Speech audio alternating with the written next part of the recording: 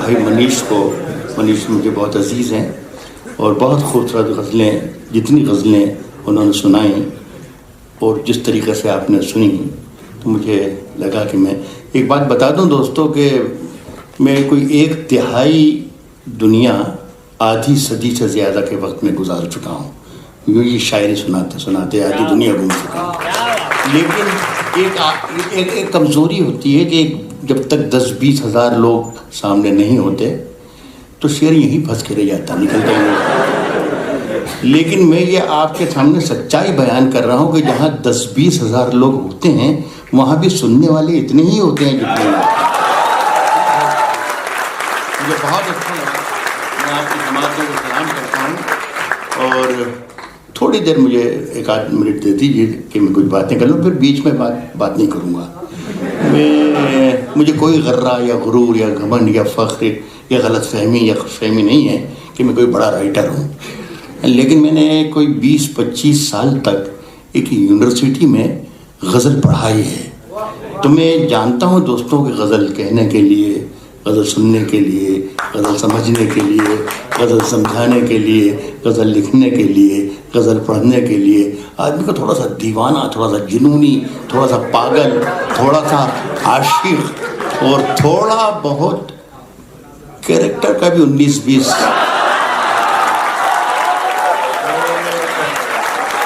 जब ये हमारे भाई मनीष इस माइक पर थे, इस माइक पर खड़े होकर जब वो मतलब समझा रहे थे कि चेहरे की चमक को ताबानी कहा जाता है और जिस तरीके से आपने उसको समझा तो मैं समझ गया था कि मेरे काम के यहाँ काफ़ी लोग मौजूद हैं।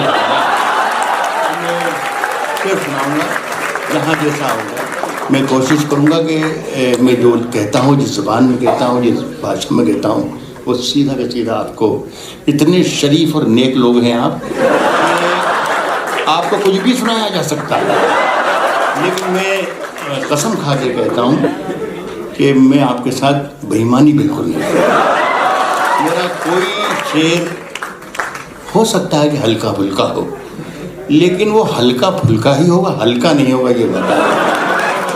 और एक गुजारिश कि जब तक मैं माइक पर हूँ तब तक आपकी पूरी तवज्जो मेरी तरफ होना चाहिए, इसलिए कि मेरा कोई भरोसा ही नहीं कि कब मैं अच्छा शेर सुना दूँगा। ये ध्यान रखिएगा। थोड़ी सी और जा कीजिएगा, शायरी को शायरी के तरीके से सुनिएगा। ज़्यादा जैसे यहाँ से एक बच्चा बार बार कहता था मनीष को कि इसके माने क्या, इसका मतलब क्या। एक बता दूँ बात कि शायरी को ज़्यादा समझने की ज़रूरत नहीं है और अक्सर वो शेर बड़े होते हैं जो आपके समझ में नहीं आते। तो जहाँ आपको लग जाए, जहाँ लगे कि यार समझ में नहीं आ रहा है, तो समझना कि राहा दिन दोरी ना आज कोई बड़ा शेर है।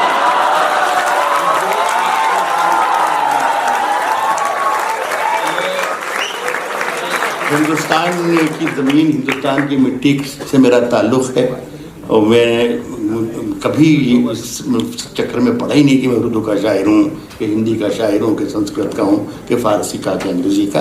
मैं जिस ज़ुबान में बात कर रहा हूँ यही ज़ुबान मेरी शायरी की भी है। लेकिन ये अच्छा किया कि मनुष्य के बारे कोई से लफ्ज़ के कोई ऐसा मेरे उसमें आएगा नहीं वैसे तो शायरी में कि कोई मुश्किल लफ्ज़ आ जाए, लेकिन अगर कोई आ जाएगा लफ्ज़ तो मैं आपको उसके माने ज़रूर बता दूँगा। आफ्ताब लखनवी नाम के एक शायर लखनऊ में होते थे, एक बड़ी तवील नज़्म पढ़ते थे। उसमें एक लफ्ज़ आता था खला, तो रुक जाते थे और खला के माने बताते थे कि देखिए खला के माने स्पेस के होते हैं, ज़मीन और आसमान के बीच में जो खालीपन है उसे कहते हैं खला। मेरी शायरी में खला जैसा कोई लफ्ज़ नहीं आने वाला, लेकिन अगर कोई आ जाए तो मतलब वही स्पेस।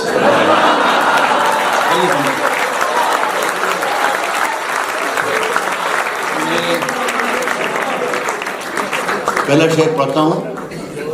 बड़ा तकल्लुफ़ किया इन्होंने कि थोड़े ना तजर्बेकार हैं, बच्चे हैं, इसलिए तो तकल्लुफ़ भी था, लेकिन शायर बहुत बड़ा है, इसमें कोई शक नहीं। नौजवान काफ़ी तादाद में, के सब नौजवान ही हैं, मुझे तो ज़्यादातर नौजवान पहली सब में नज़र आ रहे हैं यहाँ पर। पहला शेर उनको मनीष कहते कहते डर गए साहब कि मैं तकल्लुफ़ कर रहा हूँ कि आपके काम का, मैं तो जो यकीन, वो कह रहे शायद ये आपके काम आए, मैं यकीन से कह रहा हूं कि ये काम आएगा।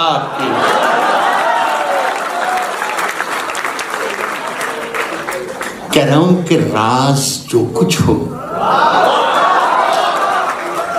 राज जो कुछ हो, राज जो कुछ हो, इशारों में बता भी देना। राज जो कुछ हो, इशारों में बता भी देना। हाथ जब उससे मिलाना तो दबा भी देना।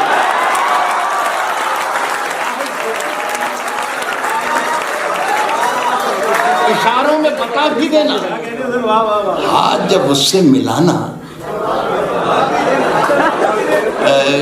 यहाँ हमारे बहुत जिम्मेदार भी बैठे हैं, वो सोच रहे होंगे कि राहत इंदौरी बताइए 70 बरस के बूढ़े हैं और क्या सिखा के बच्चों को जा रहा है। तो मैं याद कर दूं कि अब मेरी उम्र 70 बरस की ज़रूर है, लेकिन मैं किसी ज़माने में 20 बरस का भी था। तो वो तजर्बे आपके बहुत काम आएंगे जो मैं आपको सौंप के जाऊँगा। पहला ही शेर मेरा रुख तय करेगा, सुनना। इतनी मोहब्बतों से सुनने वाले वाकई जो कहा गया कि बहुत कम मिलते हैं। आप एक एक शख्स जो यहाँ मौजूद है, हर शख्स के लिए मेरा ये शेर। कह रहा हूं कि किसने दस्तक दी, किसने दस्तक दी, किसने दस्तक दी, किसने दस्तक दी ये दिल पर? कौन है? किसने दस्तक दी ये दिल पर? कौन है? आप तो अंदर हैं, बाहर कौन? किसने दस्तक दी, किसने दस्तक दी ये दिल पर? कौन है? आप तो अंदर हैं, बाहर कौन? सुने दोस्तों के शहरों में तो बारूदों का मौसम है। अलग अलग मिजाज, अलग अलग कलर्स, अलग अलग मूड के शेर पढ़ूंगा और जहां से मुझे अंदाजा हो जाएगा कि आप मेरी गिरफ्त में आ गए, उस वक्त में दोस्तों पहला शेर पढ़ूंगा जो राहत इंदौरी का हो सकता है। तब तक मेरा एक मेरे में शेर पढ़ने की कैफियत होती है, एक मूड होती। कह रहा हूं कि आप तो अंदर हैं, बाहर कौन है? शहरों में तो बारूदों का मौसम है, शहरों में तो बारूदों का मौसम है, शहरों में तो बारूदों का मौसम है। गांव चलो, ये अमरूदों का मौसम है।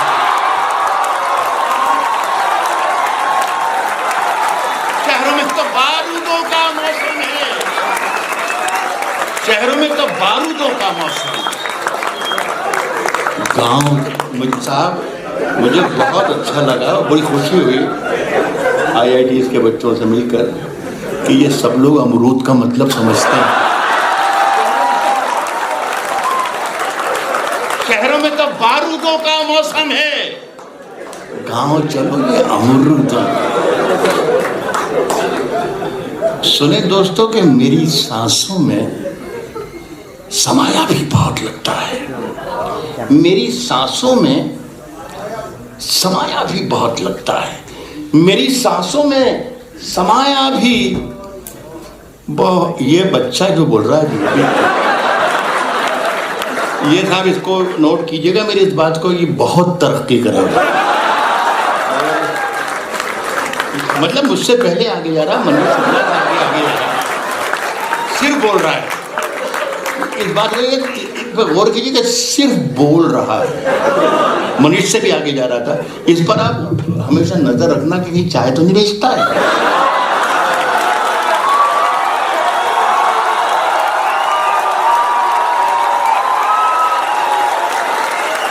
नजर रखिएगा।